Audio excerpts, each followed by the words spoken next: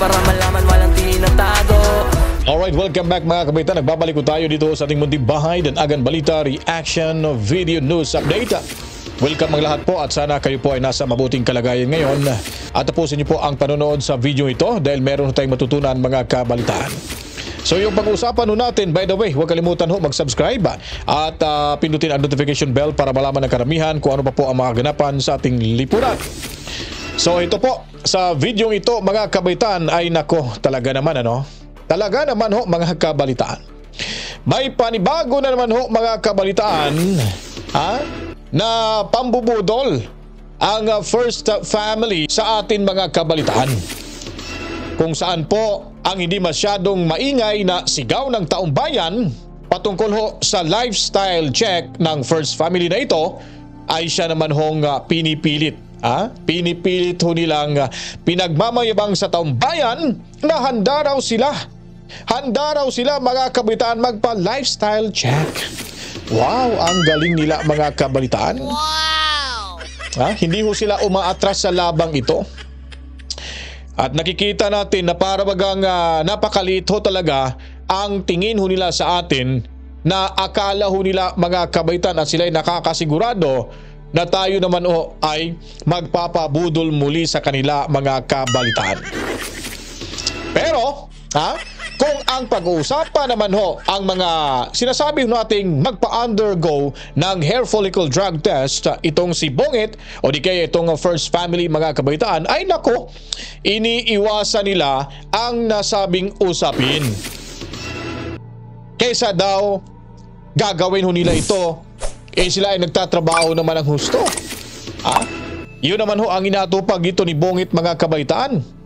Trabaho lang ng trabaho. Wala kaming pakialam sa mga sinasabi niyong magpa-hair follicle drug test ako. Pati yung ating First Lady kasi alam niyo po mga kabalitaan, ito po yung mandato na ayon po ito mga kabalitaan at kagustuhan ito sa ating mga kababayan. Pero bago pa po ang lahat, pakatandaan niyo po, istilong pambubudol na ito at para matakpan, mailihis niya po ang usaping hair follicle drug test. Pakinggan natin dito yung kanilang payaso dyan sa Malacanang. First Family are open to lifestyle checks. This is after an investigative report tagged House Majority Leader Sandro Marcos as a new pork barrel king. The report by the Philippine Center for Investigative Journalism showed 15.8 billion pesos in budget allocations for Sandro Marcos from 2023 to 2025. Communications Undersecretary Claire Castro says the younger Marcos has volunteered to face investigators. The comment comes as the public awaits updates on the president's own order for government-wide lifestyle checks. Alam naman po ng Pangulo na alam ni Congressman Sandro Marcos ang kanyang ginagawa at alam niya po kung paano ito sasagutin. As of now, Yun po, alam nila. Siyempre, natural. Pinaghahandaan yan mga kabalitaan para sila ay sumagot at sasagutin itong mga paratang na ito na talagang makikita natin limpak-limpak na salapi.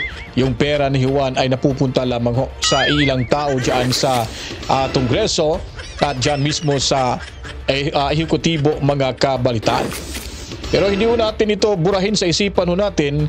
Kung sila po ay magpa-lifestyle check mga kabalitaan, kung magpa-lifestyle check man lang sila mga kabalitaan, isama na rin yung pagpa-hair follicle drug test dito mga kabalitaan. Ikinagat nyo na yung lifestyle check. But ano pa bang ayawan nyo dito sa hair follicle drug test? Nagiulyanin yata si Bongit mga kabalitaan kung ito na ang pag-uusapan na sasabihin nito na teka lang. Teka lang. Huwag nyo akong pipilitin dito. So, baka nakalimutan niya mga kabalitaan kung ano ang nakasaad dito. Nakasaad na mandato ng Article 11, yung sinasabi natin dito na accountability of public officers. Ihikling muna natin yung lifestyle check. Mas maniwala tayo rito kung una niyang gagawin yung hair follicle test mga kabalitaan. Para at least mapapatunayan niya na sa taong bayan niya ang taong bayan ay mali pala yung kanilang mga akala. Kasi maraming sabi nga sa kasabihan mga kabaitaan na maraming namatay sa maling akala daw mga kabaitaan. So balikan natin yung Article 11 para ho sa kaalaman ng lahat. Ayon pa dito mga kabaitaan, sa Section 1 ho ito makikita sa ating Philippine Constitution sa Article 11 mga kabaitaan. Public office is public trust mga kabaitaan. Hindi ho niya dapat baliwalain ho ito. Ibig sabihin nito, hindi lang public officials, kasama na rin ho dito ang mga empleyado sa gobyerno. Dahil sila ho mga kabaitaan ay nabibilang na rin sila at maiisip na government officials ang mga ito. At all time, be accountable to the people mga kabaitaan. Yun po yun kasaad sa Section 11. Ano pa ba? Serve them with utmost responsibility. Kalaki po nito mga kabaitaan ang integridad. Yun po yung pinakamahalaga, yung integridad talaga mga kabaitaan. Loyalty at efficiency. At higit sa lahat ho mga kabaitaan, itong act with patriotism and justice. Bakit po ba mga kabaitaan kailangan ho ito ng ating mga public officials? Para ho sa kalaman muli mga kabaitaan ng lahat ng mga nakikinig naman nanonood ngayon, dito kasi natin masusukat mga kabaitaan ang kanilang integridad.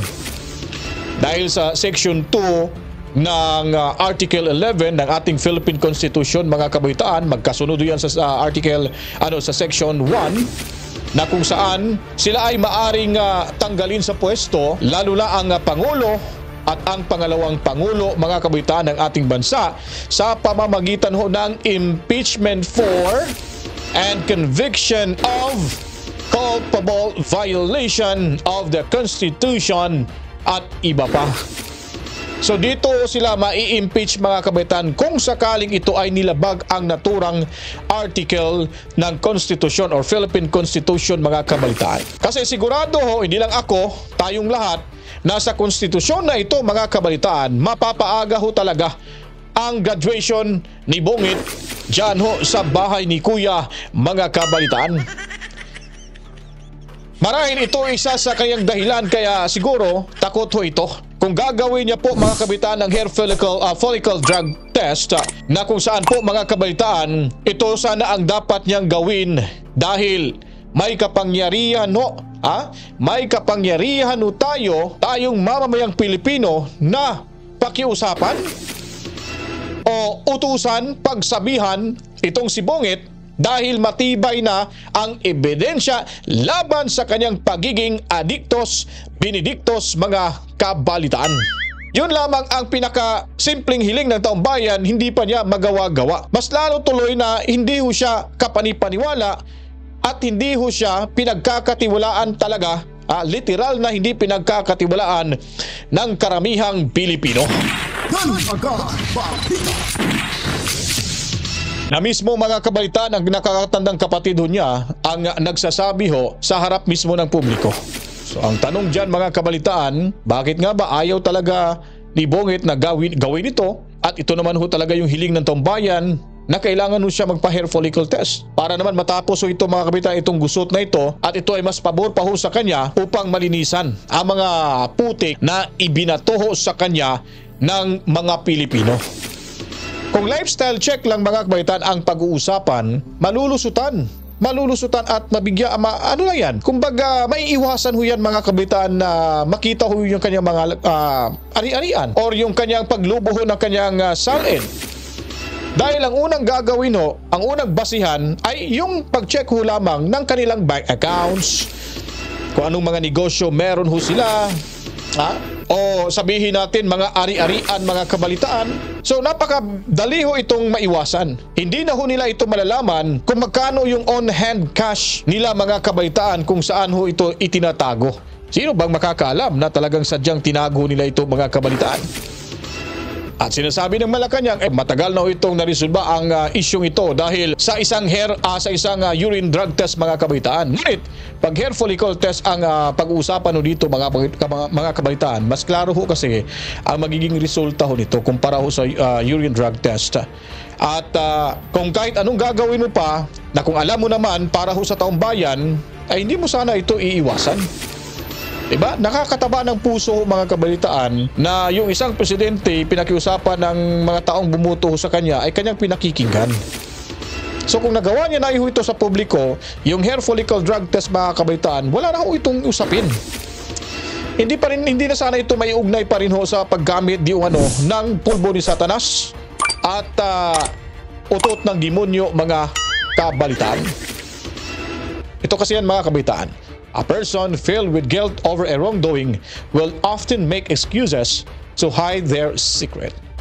Kaya kung gusto niyo po makabenta itong ating video presentation, huwag kalimutan ho, paligo ng maraming likes, purusan ng maraming komento, reaction, opinion, suggestion, at i-share niyo po ang video ito. Tandaan niyo po mga kabitaan, kapag ang tao ay inapi sa kahuli-hulihan, siya ay magwawagi sa katotohanan ng kanyang ipinaglalaban. Sabay-sabay ho nating pakikinggan at alamin sa ating pagbabalik mga kabitaan ang mga bago, makatotohanan at komprehensibong balitaan at impormasyon. Dito lamang ho yan sa ating munting bahay, Danagan Balita Reaction Video News Update sa mundo ho ng social media. To God be the glory, Mama Chip Chip. Peace out.